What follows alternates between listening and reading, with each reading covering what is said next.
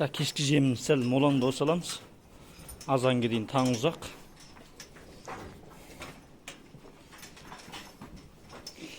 Тәбеттері жақсы. Бастысы ауырып қалмаса болды. Пока тәбеттері жақсы. Шүкір осыған.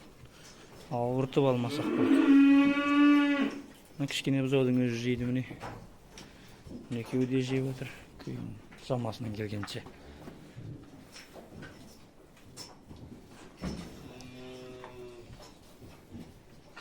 Жемге үйренген бастысы. Арық болса да. Қанша арық болса да жемге үйренген. Болды, енді қайтамыз. Фитнеске барамыз бұйырса. Фитнеске барып, машығып, үйге барып, суға құйынып, фитнеске барып, машығып, қайта бір құйынып аламыз да. Душтан душқа түсіп, түнімен демалып, азанда келеміз бұйыртса.